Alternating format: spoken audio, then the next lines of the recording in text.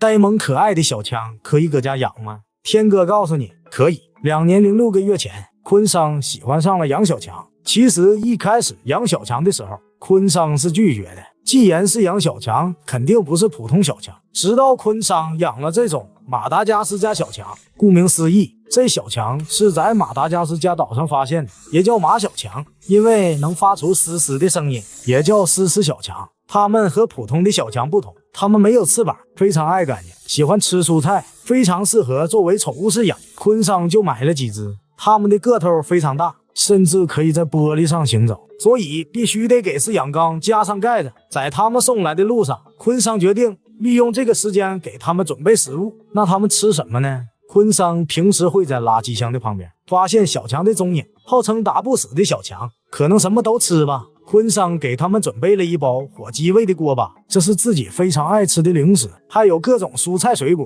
和鸡肉。昆桑想做一个实验，把食物分成2组，小强也分成2组，把一组食物放置在量杯里，用保鲜膜包上1个星期，在温度和湿度的影响下，很快西红柿就长满了霉菌。1周后，昆桑取出发霉的香蕉和一块新鲜的香蕉，切开发霉的香蕉看一下，一靠近就散发着一股难闻的味道，里面也都变得非常柔软。给第1组小强一块新鲜的香蕉，很快一只马小强就吃了起来。虽然吃得很慢，但是他胃口很好。其他几只小强闻到香味，也都走过来一起享用美食。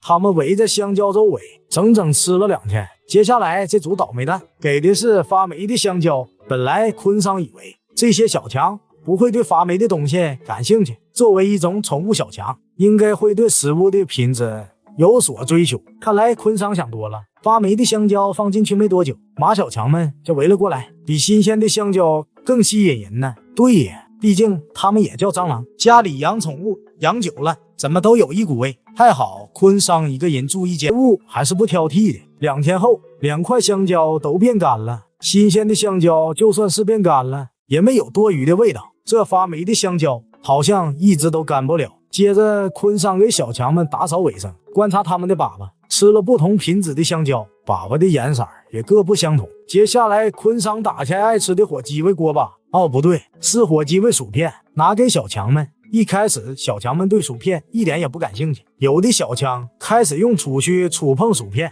小强里出现了一个勇士，他不管那么多，先填饱肚子再说。这小强自己抱着薯片吃的嘎嘎香，其他的小强就在旁边默默的看着。偶尔会有小强过来品尝，但是他们都没对薯片产生兴趣。又是2天过去了，薯片只剩下了1点。吃了薯片怎么也得搭配点肥宅快乐水，把可乐倒进浅盘里。小强们会喜欢喝吗？果然喝了起来，所有的小强都轮流喝起了可乐。有2只小强好像上瘾了一样。下面昆桑给马小强们准备的是软糖，这果子软糖里面有很多添加剂，使用明胶和色素，吃多了对身体没什么好处。小强们可不关心这些，最主要就是吃饱。这只小强就开始吃起了软糖。第1天大部分小强也没怎么吃软糖，直到2天后，软糖很明显的被啃食了一部分，而且昆桑发现2天后软糖还是那么柔软，味道闻起来也很香，没有任何变质的迹象。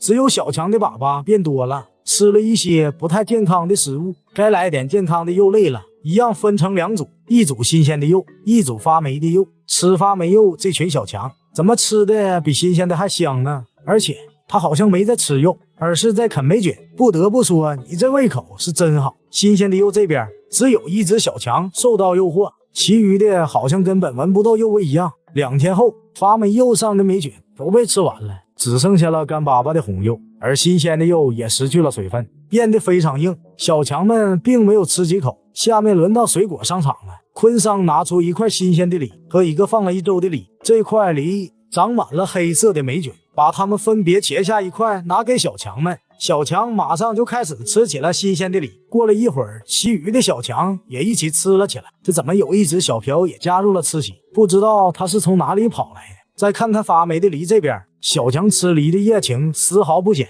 看来和香蕉一样，不管是否发霉都一样吸引小强。甚至有的小强在舔食地上的梨枝。1周后，一直吃发霉食物这组小强，有的躺在地上表情不太对劲，还有一些扭动的身子，想翻身还翻不过来。昆桑继续收集了他们的粑粑，然后实验剩下最后一种食物了，那就是2个鸡蛋，一个是破壳后放了1周，已经散发出了一阵阵恶臭。把它们打开，很明显，一个坏蛋，一个好蛋，把它们分别拿给2组小强。好蛋这边的小强仍然对食物有很大的热情，而坏蛋这边的小强好像是之前吃发霉的东西吃多了，这次的坏蛋让他们彻底失去了兴趣，只有偶尔一只小强会过去舔舐几下。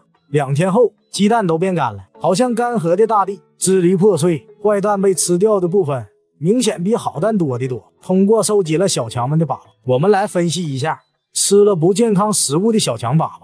形状不规则，可能会有腹泻或者消化不良。中间这组是吃了薯片和可乐的小强粑粑，看起来还算正常，而吃了正常新鲜食物的小强粑粑形状非常统一，颜色看起来也不错。这些不健康的食物对小强们造成的影响可能不止这么简单。昆桑把吃了健康食物的小强们翻过身来，很快他们就自己翻了过来，而吃了发霉食物的小强翻过来，很多小强没有力气再翻起来。看来就算打不死的小强，也无法避免不健康的食物带来的问题。好了，本期小强的故事分享到这，我是天哥，我们下期再见。呆萌可爱的天牛可以搁家养吗？天哥告诉你，可以。半年前，昆桑走在上班的路上，在马路边的树上发现了一些小虫子，爬到树上把它们抓下来，原来是几只天牛。在旁边的植物上也发现了2只天牛，你俩搁这干啥呢？把它俩拿到别的草叶上，还是不分开呢？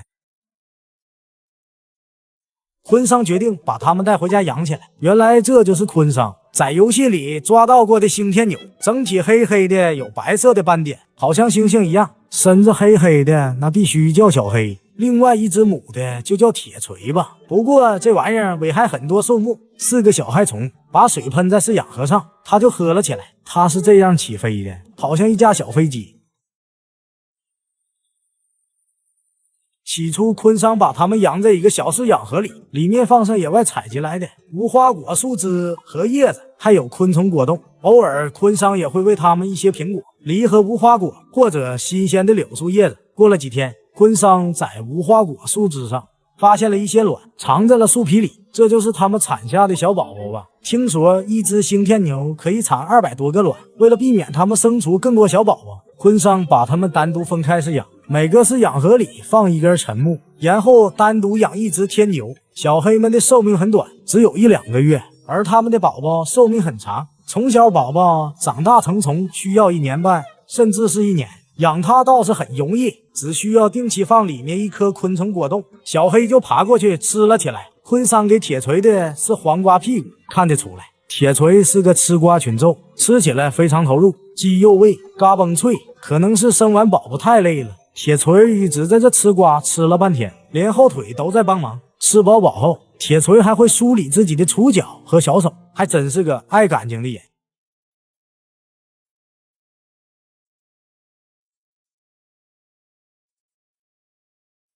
想把2条腿都放在触角上，可惜腿太短，只能放1条。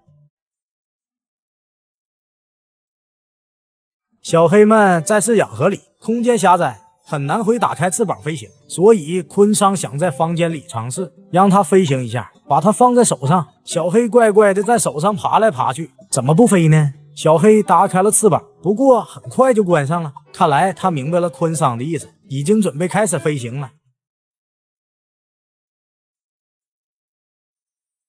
3个月后，小黑和铁锤都离开了人世，养了他们3个月，昆桑还是感觉有点舍不得。时间久了，即使是一个小甲虫或者一只小蝴蝶，也会产生感情。1个月后，昆桑来大山里游玩，山里有一条溪流，风景非常漂亮，只有站在高处才能看到更美的风景。昆桑沿着小溪一直往上爬，这里的树都长得非常茂密，潮湿的环境让树干上都长了苔藓。昆桑偶然被树上的一抹蓝色吸引，仔细一看，好家伙，原来是2只天牛，居然还有意外收获。抓住一只，仔细观察一下，这天牛有着漂亮的蓝色，昆桑还从来没见过这么漂亮的天牛。查了一下，原来它们叫查理天牛，主要有黑色、蓝色2种颜色，浑身蓝蓝的就叫它小蓝吧。昆桑这次主要是出来游玩，并没有采集小宠物的想法。走了一会儿，发现一棵枯树，这上面也有蓝色的查理天牛。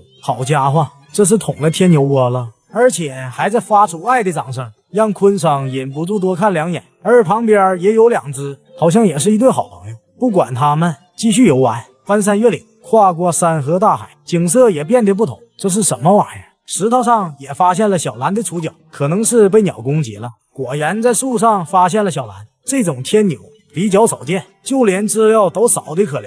既然跟昆桑这么有缘分，不带走2只养起来，有点说不过去了。看这只的下巴，它好像是男生，比女生的下巴更粗一些。好家伙，小蓝张开了一下翅膀，把昆桑整的心跳都加速了，可能是饿了。昆桑拿出来的昆虫果冻，小蓝很快就爬过去吃了起来。他们喜欢在枯木上生活，那昆桑给他们准备的就是原木，小蓝们在原木上爬来爬去，非常活泼。另外一只小的是个女生，吃饱饱后，小蓝突然张开翅膀想要飞行，看到他们的小屁屁，也可以区分男生和女生，有产卵管的就是女生。小蓝管不了那么多，一个人吃饱，全家不饿，没有面包哪里来的爱情？近距离观察他们，触角都是一节一节的，每一节上蓝黑分明。这么漂亮的天牛，昆桑决定观察一段时间后，就给他们放生回去。好了，本期天牛的故事分享到这，我是天哥，我们下期再见。